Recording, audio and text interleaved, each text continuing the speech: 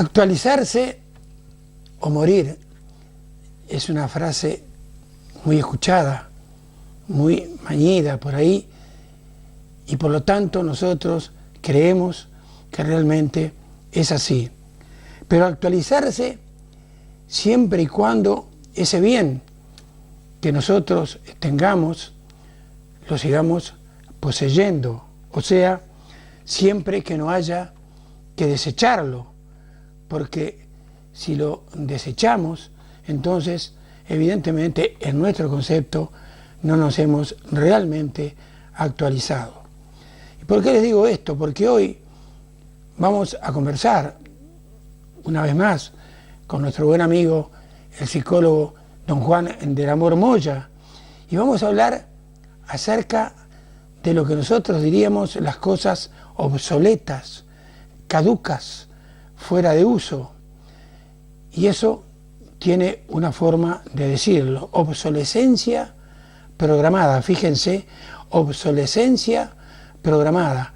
Por eso, y ante todo, buenas noches, Juan. Hola, buenas noches, Milton. Son dos palabras que muchísima gente no habrá entendido qué es lo que quiere decir y qué es realmente la obsolescencia programada. Por lo tanto, en primer lugar, queremos que nos expliques qué es esto. Bueno, la primera parte la has definido perfectamente.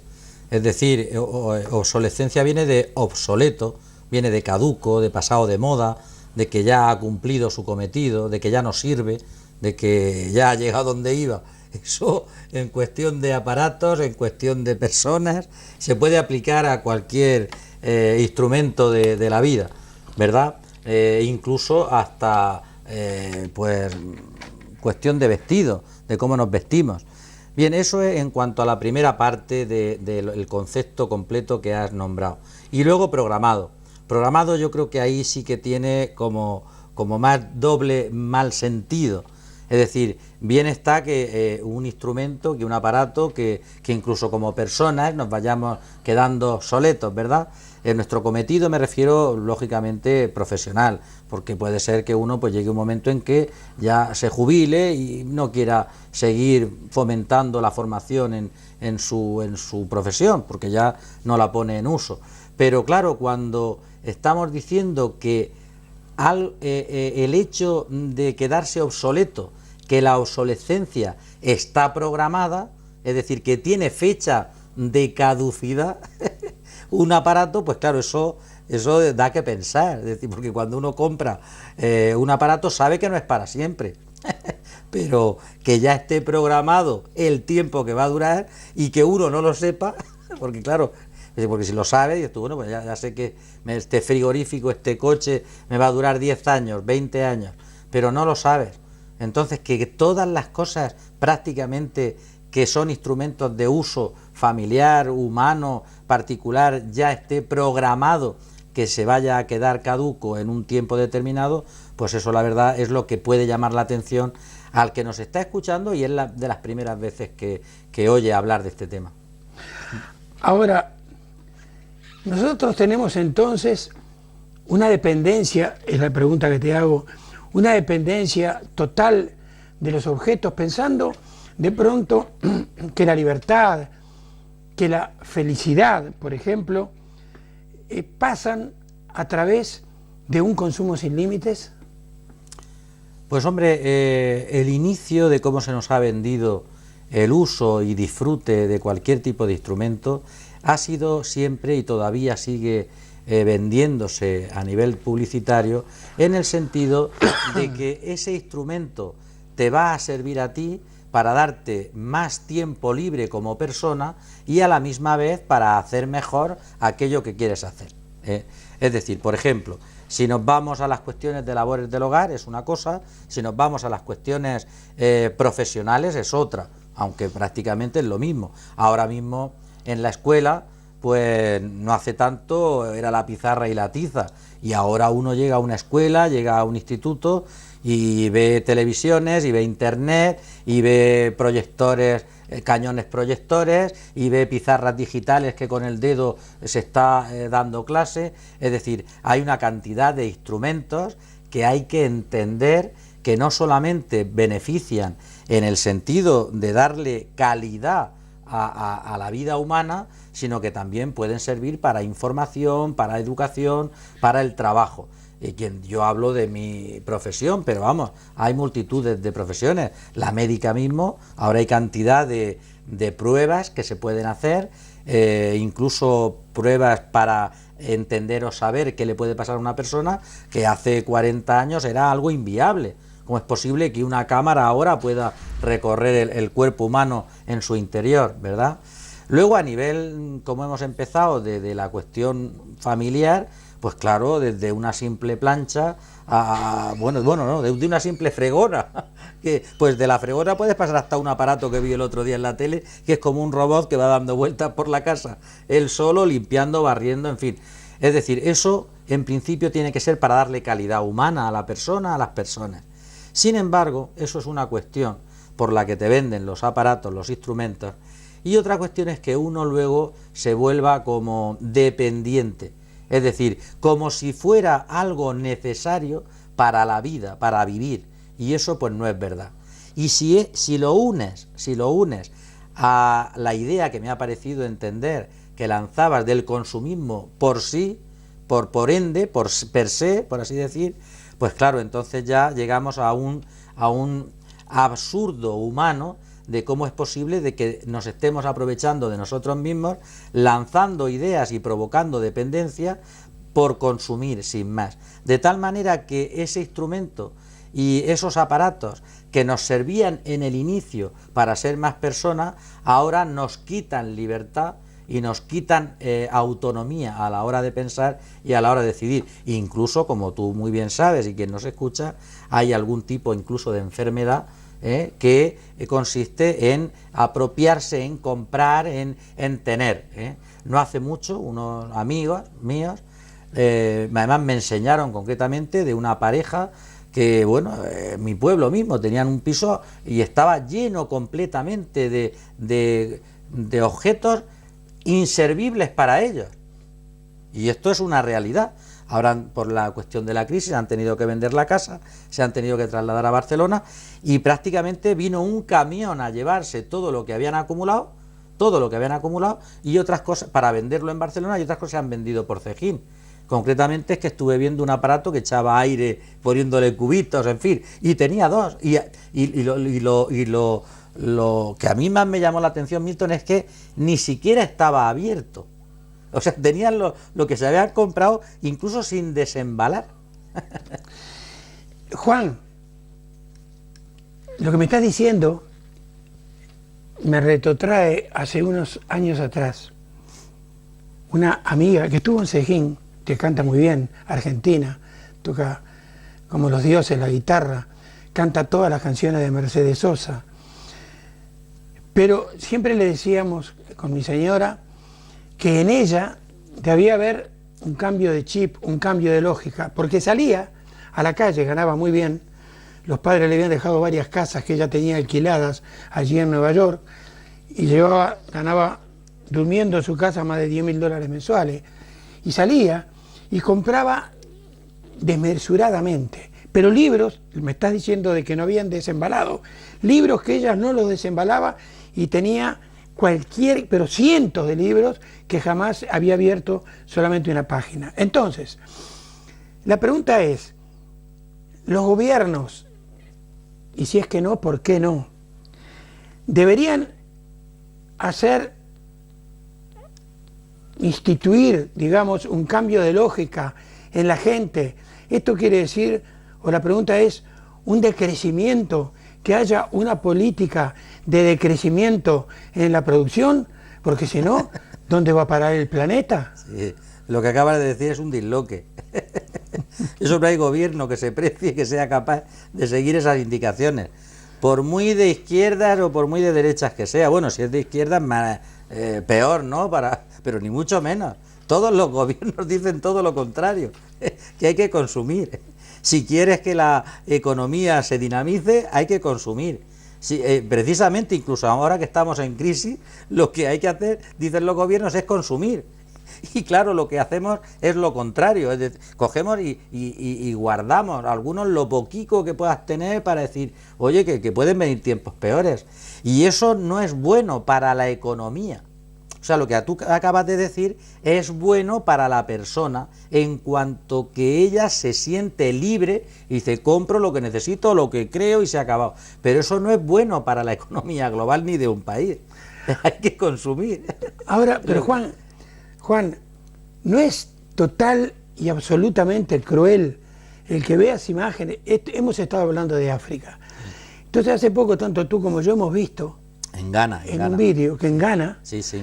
habían Sí, sí, sí. Fíjate, habían ríos enteros con miles de peces hermosos que hoy día son un basurero mundial. Sí. Allí había un periodista ganés que mostraba lo que a ellos le mandaban, esto viene de Dinamarca, esto viene de Suecia, esto viene de Francia, les mandan contenedores llenos de cosas que ya no caben en el mundo, sí, y se las tiran a ellos.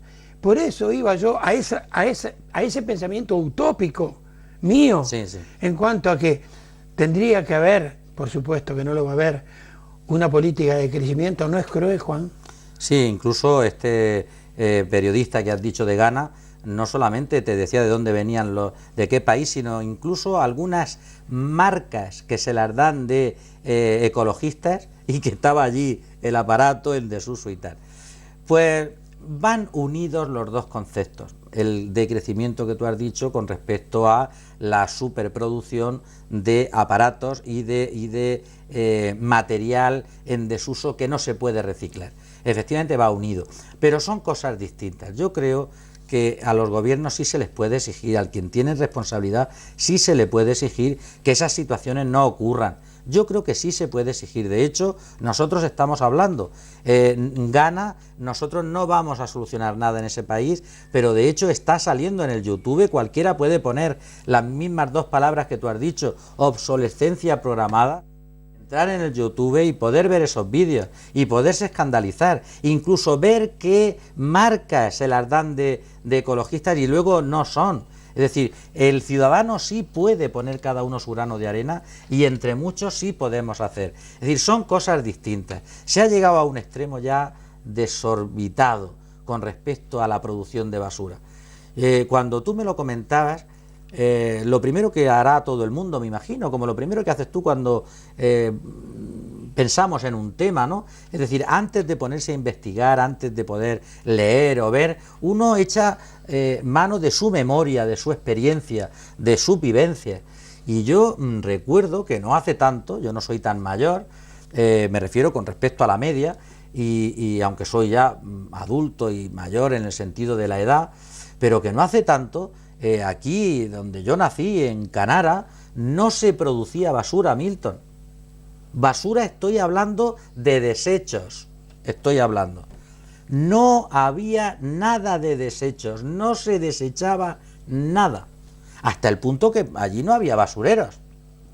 Todo se reciclaba, todo, absolutamente todo, lo que se te pueda ocurrir. Hasta el papel de estraza con el que te vendían los alimentos se guardaba para utilizarlo. Si alguna vez alguien tenía una lata, se guardaba para que los animales bebieran agua o pudieran comer. Todo, el cartón se guardaba, todo se utilizaba, todo se reutilizaba. La basura que producían los animales estaba un tiempo en un sitio concreto para que se le fuera la fuerza y a los 2 o 3 años se usaba en la huerta de abono. No se desperdiciaba nada. Toda la cuestión orgánica que se producía de peladuras, de tal, era para los animales. Y luego los animales te los comías. Es decir, era todo un reciclaje autónomo. Lógicamente, cuando cambia la ubicación mía de vida y me voy a un piso porque me llevan a un piso, claro, la cosa cambia. La cosa cambia, ya no puedes tener animales, es verdad, ya no puedes tener animales, todo cambia, pero sin embargo la idea y lo que es el sentido del aprovechamiento sigue manteniéndose. Ahora ese sentido no existe. Milton, ahora, por decir un ejemplo, a ti se te rompe un CD o pierdes una canción ¿y qué pasa? Además, si le digo a mi hijo, ay, esta canción que se me ha borrado, se ríe, no pasa nada, papá, pues la saco y te la grabo ahora de internet, si no pasa nada. ¿Cómo cuidabas tú un disco de vinilo? O ahora que acabamos de ver con el realizador, que nos trata tan bien en esta televisión, una cinta cassette, nos ha llamado la atención, ¿verdad? Una cinta cassette, bueno, eso es, pues con el tiempo será oro, y lógicamente estoy hablando de forma simbólica. Y nosotros no rompíamos. Ahora que se rompa un aparato, ¿qué más da, Milton? Que se rompa un móvil, ¿qué más da? Pues ya hay otro, ¿verdad? Ese sentido nosotros no lo tenemos. No porque a uno nos guste más guardar o no guardar, sino porque si tú tenías un reloj, ese era el reloj. No era un reloj, era el reloj. Era el cassette, era el disco. Ahora no, es uno. Y da igual que se rompa, que se estropee, pero si voy a tener otro en menos en minutos, en segundos, lo puedo tener. Ahora, Juan, todo es según el color del cristal con que se mire. Los antitaurinos dicen que la tauromaquia es en realidad un asesinato, mientras que los taurinos dicen que es arte, ¿no es cierto? Entonces, los que están a favor, en este caso, de la obsolescencia programada, dicen que si no existiera, la mayoría de los trabajos en este mundo desaparecerían. ¿Es cierto esto? Pues yo creo que no. Yo creo que se trabajaría de otra manera y se entendería el mundo laboral de otra manera. Esto es porque conviene, pero tú y yo no programamos la obsolescencia. Quien la viene a programar es quien realmente se escapa a nuestro poder de influencia. Entonces, claro, a ellos les conviene. Porque, claro, esto viene en el vídeo que si alguien de los televidentes lo quiere ver, empieza hablando pues prácticamente de la bombilla, del filamento de la bombilla, que al principio pues podía tener miles y miles de horas y luego ellos se ponen de acuerdo para que tenga un tiempo concreto. Y también incluso de las impresoras. Y habla muy bien, dice, bueno, pues nada, eso lleva un microchip que cuando lleva tantas impresiones pues se ha acabado, ¿verdad? Pero es que cualquiera que nos escucha lo entiende. Ve a cambiar una impresora para que le cambien o que la arreglen. Si el mismo dice, bueno, vamos a ver, si te la arreglo te cobro 30 euros. Y si te llevas una nueva te cobro 35 o 40, o una nueva, ¿verdad? Entonces, es decir, a nosotros sí que al ciudadano, al consumidor, yo creo que sí le vendría bien. Es decir, tener instrumentos, aparatos, si no que fueran eternos, que duraran. ¿Y eso quiere decir que habría menos puestos de trabajo? Yo creo que no. Yo creo que la calidad del trabajo sería distinta. Sería totalmente distinta. ¿Por qué? Pues porque se estaría trabajando en instrumentos para que duren, venderían menos, pero la calidad sería distinta. De hecho, fíjate, yo no sé en tu país, Milton, pero yo también recuerdo de pequeño, y no hace tanto, que lo puedes escuchar en personas mayores, decir, bueno, eso es alemán. Ojo, si es alemán, es bueno. ¿Cómo? Claro. No, tú lo habrás oído. Sí, en tu país se decía lo mismo. Sí, ay, perdona, ese coche es que es alemán. Y si un jugador de fútbol, un crack excepcional, vivía enfrente de tu casa, sí, tú decías, pero si vive enfrente de casa, ¿qué va a jugar bien el fútbol? Pero el de al lado es uno que es sueco, que le pega con los tobillos. No, pero aquel es sueco, aquel es un fenómeno. Pues imagínate en cuestiones de aparatos. Ahora mismo, cuando ves las calidades, por ejemplo, del acero, uno piensa en el acero alemán. ¿Por qué? Porque el acero alemán, vamos, en isioxida, ese eterno, ¿no? Bueno, y eso es verdad, pues hasta cierto punto. Y por otro lado, si eso es así y si fuera verdad, yo no veo que Alemania se haya hundido. Precisamente ahora parece que todo lo contrario.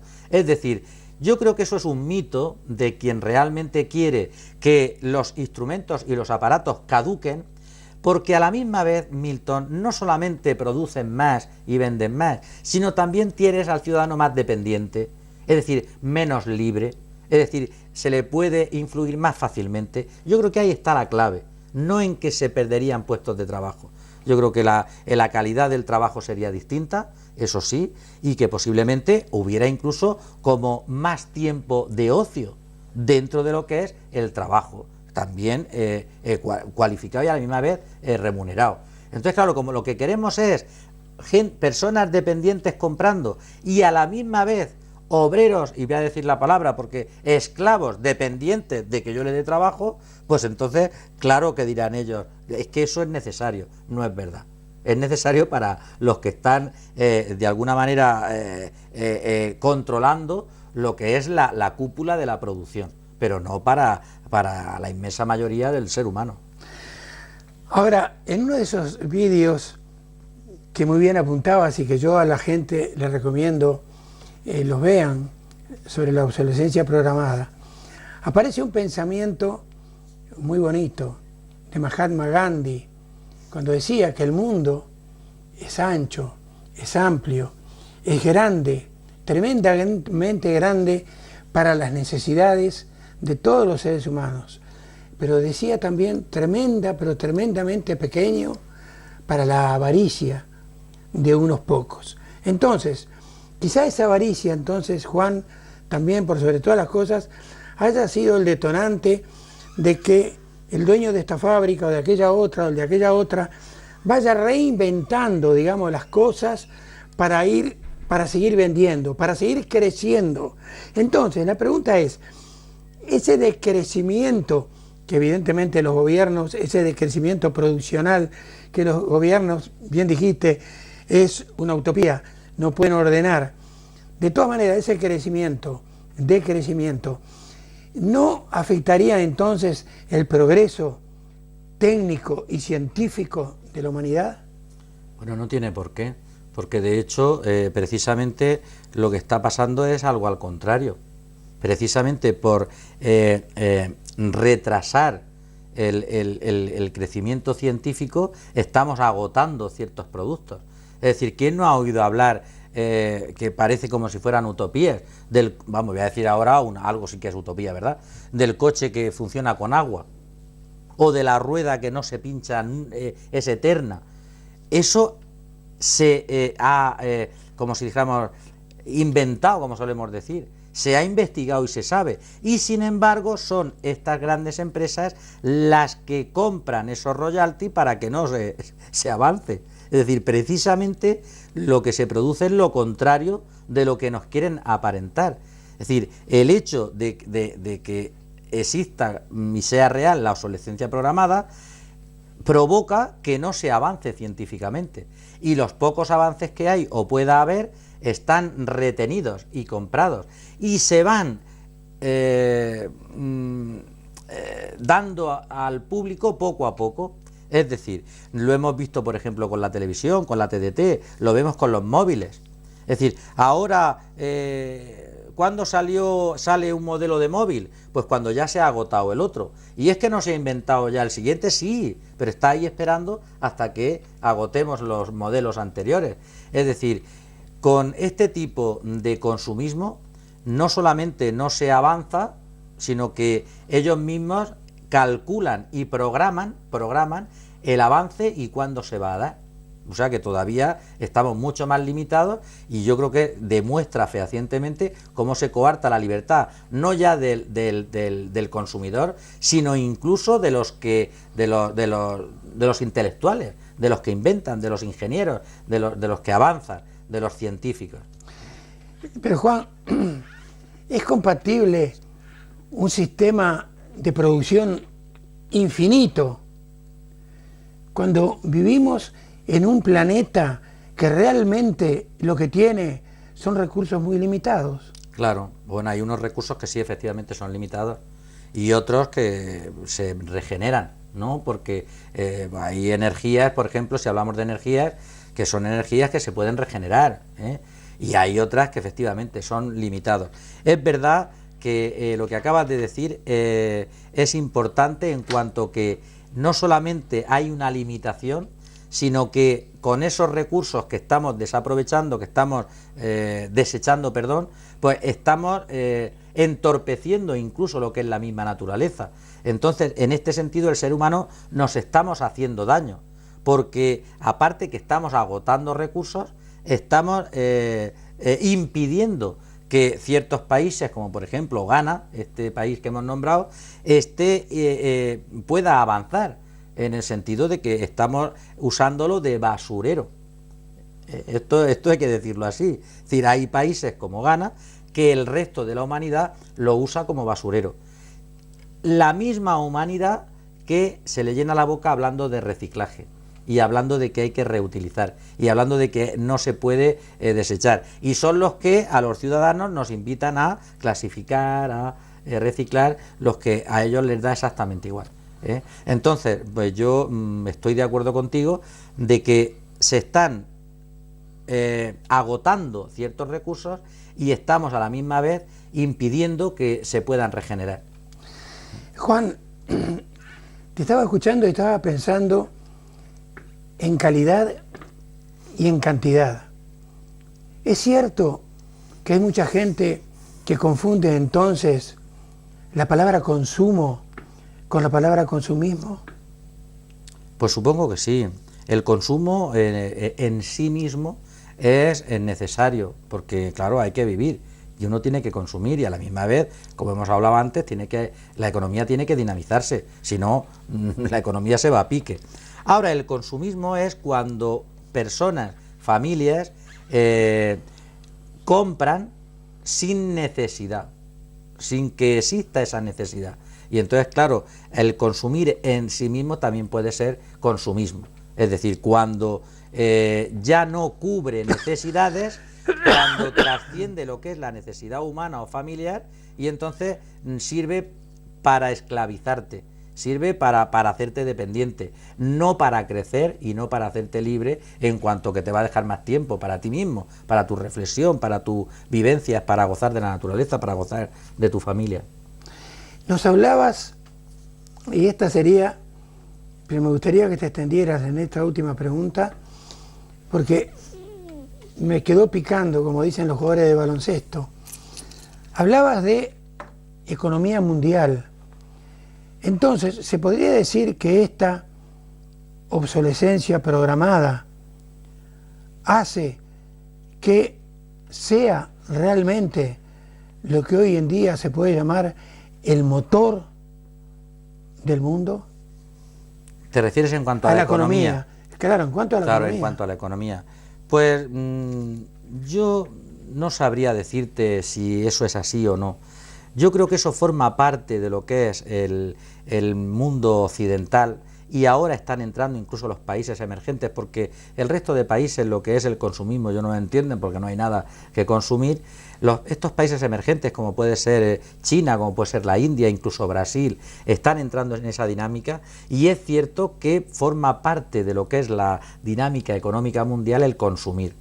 Sin embargo, que eso sea el motor, yo ya no sabría afinar. Yo creo que ahora lo que es el motor y lo que está fastidiando no es el hecho de que se consuma más o se consuma menos. Yo creo que es esta serie de personas, instituciones anónimas que están haciendo un flaco favor a lo que es la economía mundial y de ciertos países.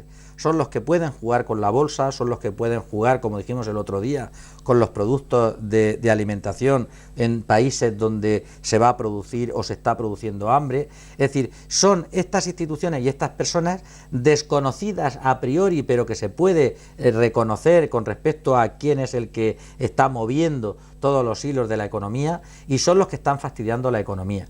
Y en ese sentido, yo ahora digo,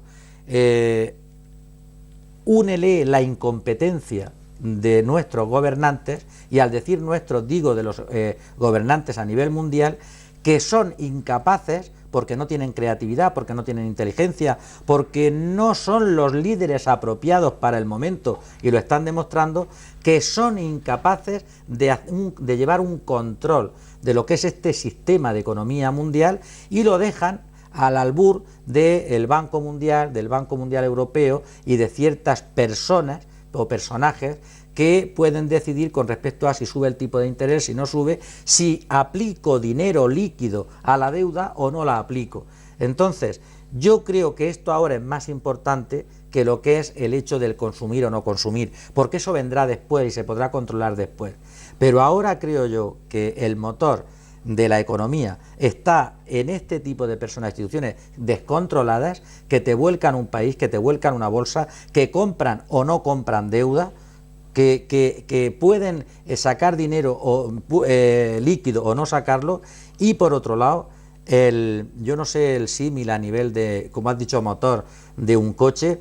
Yo creo que ahora, por ejemplo, si lo dijéramos que es el chofer, tenemos conductores malos, pésimos, muy malos, que están todavía forzando el coche, que no saben llevarlo bien, que son los gobernantes. Y no hablo de Zapatero, hablo de Zapatero y hablo de Obama y hablo de Sarkozy y hablo de la señora Merkel. Es decir, porque podemos tranquilamente decirlo sin ánimo de ofender y sin ánimo de querer saber más que ellos, porque no sabemos, pero sí sabemos que no lo están haciendo correctamente, porque han tenido tiempo de poderlo reconducir y no saben. Entonces no son líderes que hayan venido bien a este momento histórico de la economía mundial.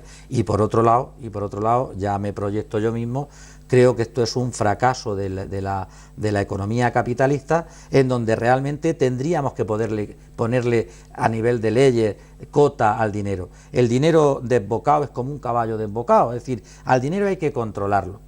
Y como está descontrolado, como siguen los paraísos fiscales, como siguen los políticos sin ponerle cuota legal a dónde va y dónde viene, cómo se produce y cómo no se produce, todavía existe corrupción en muchos países, y eso lo hemos hablado aquí muchas veces. Aquí hay una economía sumergida que te cagas, en España y en otros países, es decir, y los políticos son una pandilla de incompetentes. Entonces ahí es donde estaría el motor, ahí es donde estaría la clave. Y cuando eso esté resuelto, hablaremos de consumir o no consumir, porque ahora tú sabes y yo sé que se consume, pero yo creo que la gran mayoría hemos aprendido a consumir menos. Y de hecho esto también es, creo yo que cualquiera lo puede entender, ahora hay una cantidad de profesiones que se han recuperado. ¿Y en qué sentido lo hablo? Estoy hablando de artesanos. Hasta ahora, igual que hemos hablado antes, que desechabas un cassette, hemos desechado zapatos, ¿o no? Y hemos desechado una correa, un cinturón, un jersey. Pues no, señor, ahora uno lleva unos zapatos a que se lo arreglen, lleva un jersey o unos pantalones para que le suban o le bajen el bar. Es decir, estamos aprendiendo otra vez a reutilizar y a bien utilizar lo que uno tiene y a tirar menos. Luego yo creo que si estuviera ahí la clave, estaría el mundo salvado. La clave yo creo que está más bien en ese control del capital. Muy bien, muchas gracias una vez más, Juan. Dentro de un par de semanas te tendremos nuevamente con nosotros, hablando ya de otro tema. Y a ustedes decirles que al fin y al cabo, evidentemente, la felicidad, y a nuestro concepto, es total y absolutamente subjetiva. Por eso Antonio Machado alguna vez dijo que todo necio confunde valor y precio. Hasta la semana que viene.